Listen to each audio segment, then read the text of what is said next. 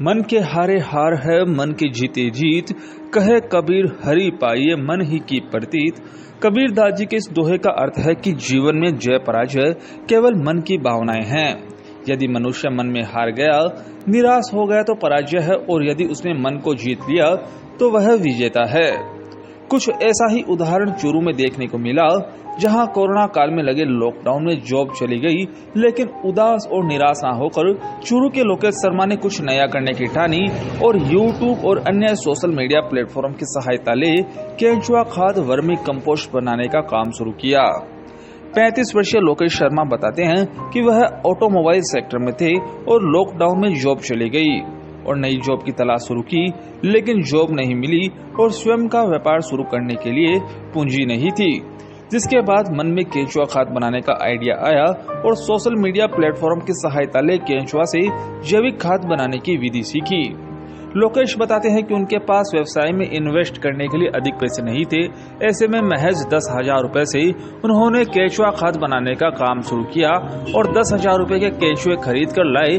शर्मा बताते हैं कि उन्होंने 2 बेड में केंचुआ खाद बनानी शुरू की थी और आज 16 बेड में वह केंचुआ खाद तैयार कर रहे हैं।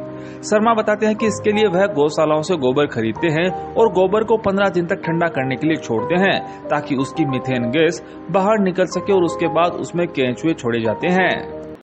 सर, पहले ऑटोमोबाइल सेक्टर में था और लॉकडाउन के समय में जॉब मेरी चली गई थी, तो उसके बाद मैंने ये यूट्यूब पे वगैरह पे काम सर्च करने शुरू किए कि खुद का कोई काम छोटा मोटा अगर कर सकें। तो उस हिसाब से मैंने यूट्यूब पे भी काफ़ी सर्च किया और उस पे मुझे सबसे कम पूंजी का जो काम था वो ये वर्मी कंपोस्ट का ही लगा, क्योंकि मेरे पास इतना पैसा नहीं था कि मैं कोई बहुत ज़्यादा 10-15 लाख रुपए लगा के कोई बिज़नेस कर सकूं। इसलिए मैंने ये शुरुआत की। सबसे पहले मैंने 2 बेड से शुरुआत की और जयपुर से मैं केंचुए लेके आया। करीबन ये समझिए आप 10,000 के लगभग मैं केंचुए लेके आया और उसके बाद मैंने 2 बेड से शुरुआत करके और आज मेरे पास ये 16 बेड थे और अभी काम अच्छा चल रहा है।